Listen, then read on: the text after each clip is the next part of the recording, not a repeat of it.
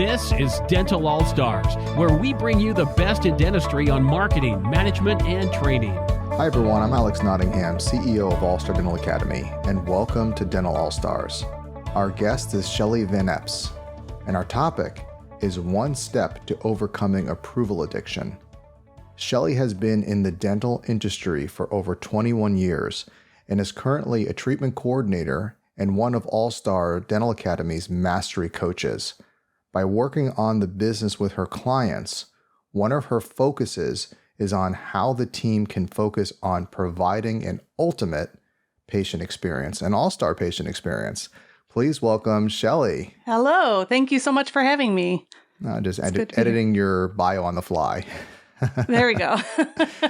So just to kind of start out a little bit here, tell us a little bit about you. Sure. So I've been in same practice for going on 22 years. And throughout that, I've found and gone through a lot of different challenges, as many other practices do, of we have enough team, we have too many team, we have not the right team, all of those different things. But throughout that, I was able to find myself in each position within the practice. So from administrative, scheduling, insurance, all of that, over to assisting the doctor chairside, doing treatment coordinating, which is kind of my passion. It's where I really thrive. And I love to connect with patients. So I found myself wanting to coach when I had a coach myself, and she was very inspirational. And I was listening to her one day and I thought, that's what I want to do. I want to be able to take what I'm doing and expound upon that and help other people to feel this confident with what they're doing. So kind of leads into today's topic a little bit of the confidence factor. But it's been a great ride and I'm excited to be here today. What is approval addiction? Well, approval addiction is the need or desire to hear yes. And so many of us are afraid of potentially being turned down or told no. And so we start to become fearful or avoid different conversations. And it's very powerful and something that a lot of dentists and team members have that fear of, I don't want to tell this patient what's going on because they're going to tell me no.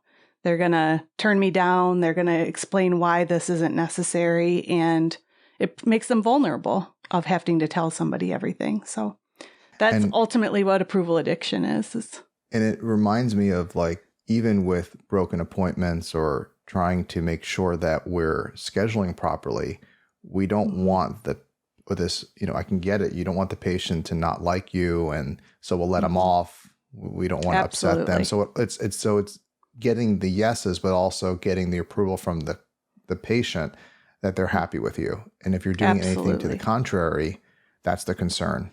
Correct? Absolutely. Wow. It's one of those things where patients come in and they start off their conversation with, no offense, but I hate the dentist. Oh. I mean, talk about a negative conversation and feeling like, well, let me just get back on my high horse and come on out. I mean, you're already being told that you're not liked. And so then you're going to go in there and talk to this patient about XYZ, or the patient is starting off the conversation on the phone in a negative light. So you have to be able to turn that around and overcome that approval addiction of feeling like they don't like me. They don't like what I have to say. I'm going to have to defend my responses, and it's uncomfortable. So, ultimately everybody experiences it, from the phones all the way through to the doctor and in the checkout at the very end of the appointment. So, well, speaking of that, why do you think that so many doctors and team members suffer from this approval addiction? Yeah, I mean, starting right there with the no offense, I don't like you, or no offense, but I don't want to be here. I mean, that's uncomfortable. And then you're telling somebody something about their health that maybe they didn't want to hear. And you know that that's ultimately what's coming. It's pretty rare. I shouldn't say rare, but there are a handful of patients who come in healthy. But for the most part, we find something of concern, and you are the bearer of bad news. And, that's what they're there for. And we have to remind ourselves of that. They're coming to see us as a professional, as a healthcare professional. And ultimately, if we see something that's bothering, that we see that will bother them or could bother them, we have to bring that to their attention, whether we want to or not, or whether they want to hear it or not. What is an easy way to overcome approval addiction? Well, I say it's a one-step thing, but actually it's a two-step thing. You have to start within yourself. You have to have positive self-talk. If you go into a conversation already assuming that this patient is going to say no, they're going to see that. They're going to feel that. It's not in the words that you're saying. It's in the tone and your body language. If you go in not confident with the information that you have to present, they're going to feel that. And they're going to think that something is going on, that you're being shady or not truthful. So you have to start with your self-talk and confidence. Always. And knowing they're here to see me because they want to know what's going on. And I'm here as this professional, and it's my duty to share this information. It takes a lot of work. I mean, mindset work. And it's not an overnight thing, right? I mean, that's Absolutely. Where it's nice to learn some tactics. We're going to talk about some, but it's an ongoing process of improving yourself and being able to then apply that every day. So you have to walk into the room with the 10 on your forehead, ready to have a conversation, positive atmosphere, ready positive attitude, ready to go. Absolutely. And that starts with, did you sleep well? Did you eat well? So you're saying that almost it could be a second step, or we'll even call it a prerequisite. If you're going to do this next tactic, that you have to be in the right state of mind and you're congruent. Absolutely. You have to be congruent. And this is the other thing too, for those that are listening. I have brilliant people on these podcasts, such as Shelly, and we're going to continue to share with you great things. But you can't use these things to manipulate people. You have to be clean. Absolutely. You have to be congruent. Has to be sincere. It has to be sincere. And if you're looking to take a shortcut, then this isn't the podcast for you. All right, go ahead, Shelly. So what is this? What do we do? So the second step is going to be a permission statement. Okay. This seems silly. It seems like a lot of team members say, well, that feels really uncomfortable. Why would I ask a question where it's obvious they're here for me to take a look in their mouth? Why would I ask them if it's okay for me to take a look in their mouth? It's a simple question, and it's to get a yes. It's to start a conversation off with yes. So, if you're able to start off in that positive interaction and they're telling you, yes, it's okay for you to tell me what's going on in my mouth, all of a sudden for yourself, you feel confident, and obligated to share the information with them. I use this all the way across the patient experience. There's always questions. You're always asking questions. That's just part of the investigation with a patient. That's nonstop, right? That's always something we're doing. But this particular question is to shift and allow yourself to do something where you're about to be uncomfortable with what's going to happen. But this gives you a little bit of peace about that conversation of saying, no, this is what they want. This is why they're here. And on the phones, Heather does a great job with the great call process. And one of those questions is, in order to better serve you, is it okay if I ask some more questions? What patient says no to that? Very rarely, unless they're on a time constraint. But that's going to help us to be able to better serve them. So that yes that you're getting is allowing you to ask those questions. Otherwise, if you just randomly started spewing off questions, those patients are going to be like, what is going on? This person is asking me these random weird questions. We have a purpose. We want to be able to provide that to them. And asking that simple question and hearing yes allows us to go through that process. What's an example of a permission statement? So starting with the phone, that one that we just talked about. So you're using the transition statement is sure. Similar. Transition is a permission. You're getting that yes from the patient.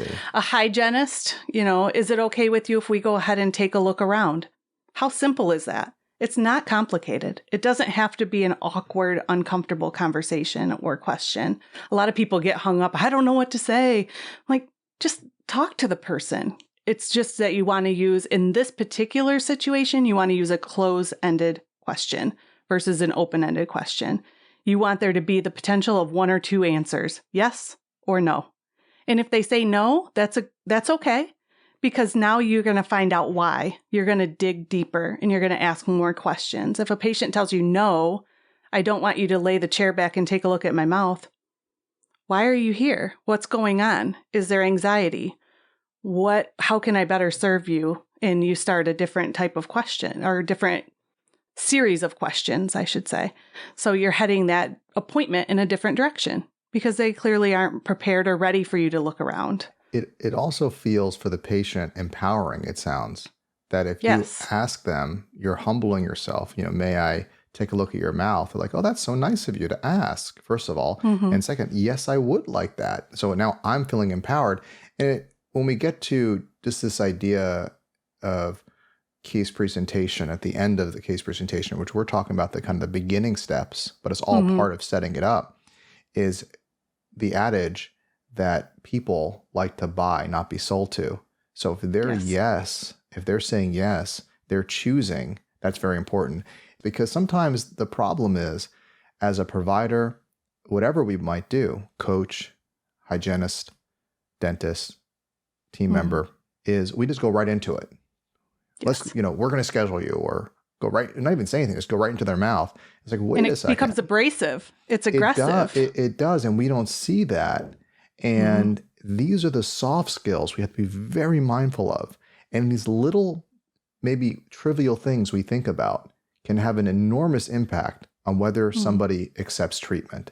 And sometimes it may make total sense to them, but they don't feel right. Yeah. We make decisions on how we feel, and then we justify them with logic. So what you're doing is you're getting them to feel good. You're setting the situation up for case acceptance. And that's what you're Absolutely. a pro at. So continue, Absolutely. Shelly. Fantastic. Absolutely. This is great. Yes. So this, like I said, this permission statement is all the way through the patient experience, all the way to the point of, if you're not the treatment coordinator who's going to be presenting the treatment to this patient, going over the financials and everything, you ask this patient permission to share with the next person what all you've already talked about and what they've decided to do about it. So if you're the doctor, is it okay with you if I share with Shelly everything that we've talked about today so that she can go ahead and get these appointments reserved for you? The patient says yes.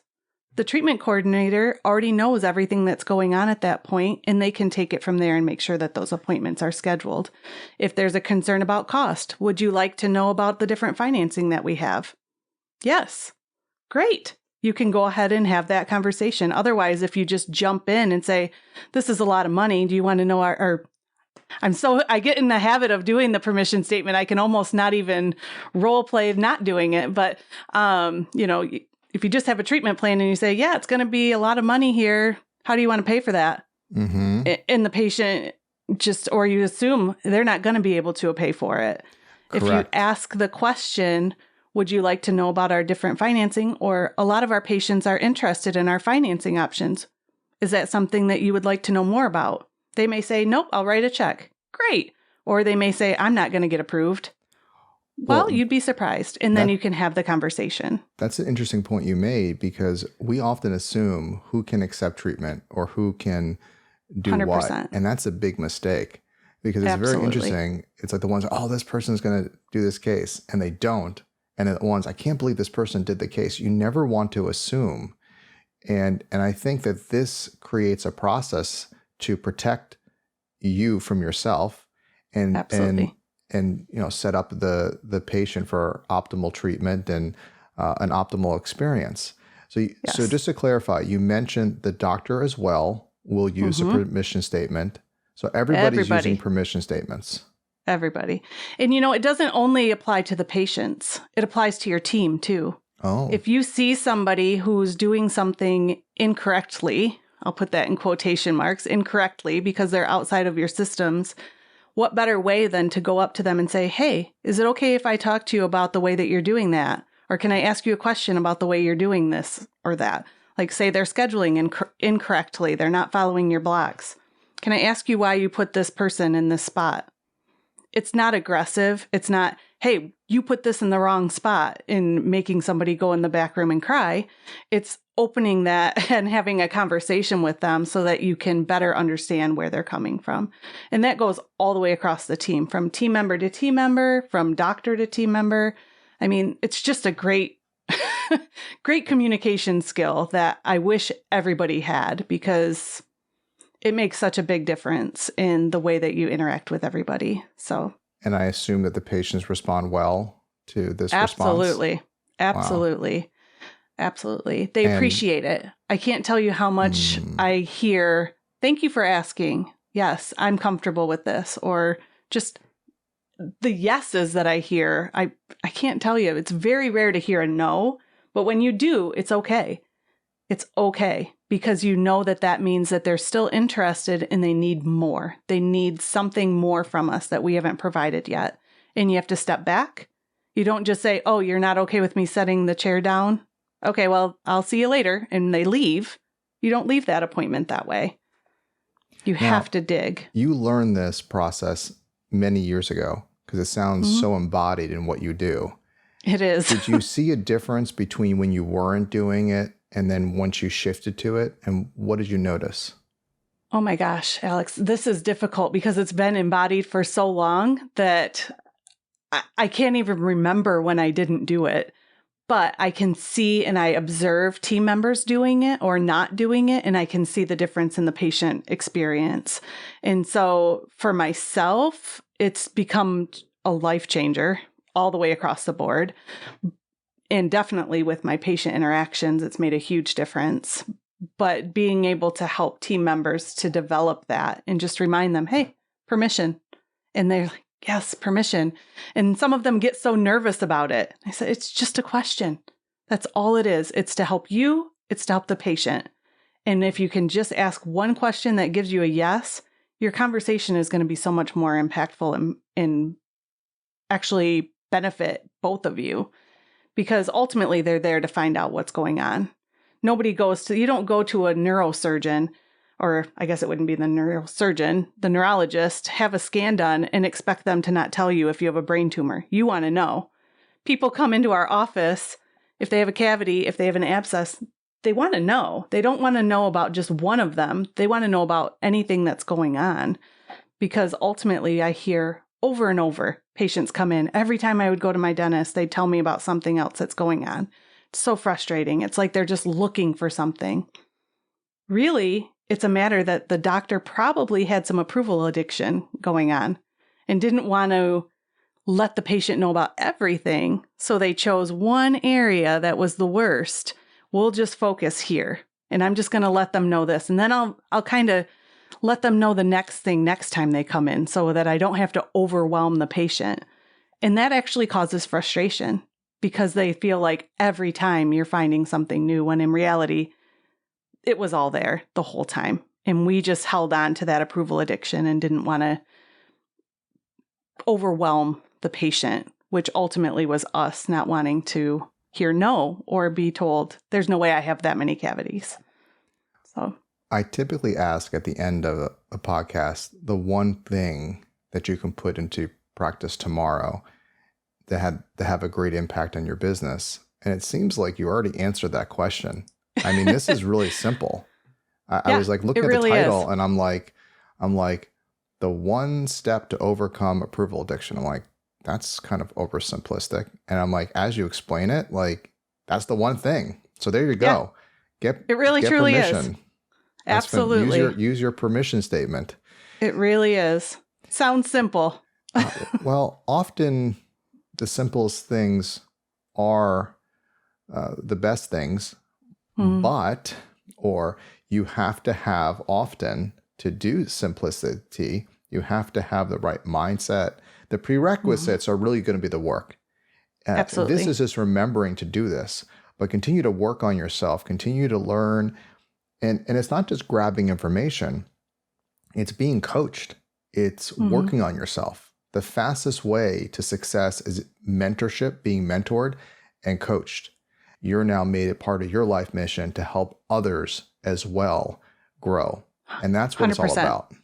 100%. I couldn't thank my doctor enough for investing in me in that way because on my own, I probably wouldn't have had the opportunity to have some of the coaching that I've received. And so for him to put that investment in me, if you have an office manager or somebody that you foresee being with your practice, or even somebody who's not your top employee right now, if you invest in them a little bit and they appreciate that and they take it to heart and they use the skills, it comes back to you. It's that pays for itself, right, Alex? The coaching pays for itself when they take that and run with it. I mean, implementing one simple question, your case presentation, your case acceptance goes through the roof. And there are so many other little things that you can implement that would make a big difference for you. So self-funding. That's what I spoke about in the last podcast that I did. Is I talked about self-funding, that we believe, we do this at All Star, but we believe any coaching should self-fund every 90 days. That you should be looking at it and seeing, look, wow. And it's not difficult to do that. But we focus on that with our KPI coaching process, key performance indicators. Well, Shelly, thank you so much for being on our podcast. And I look forward to having you many, many, many more times. You're so brilliant. All right. Please remember to subscribe on YouTube and follow us on Apple Podcasts and Spotify. And until next time, go out there and be an all-star. We hope you enjoyed this episode of Dental All Stars. Visit us online at allstardentalacademy.com.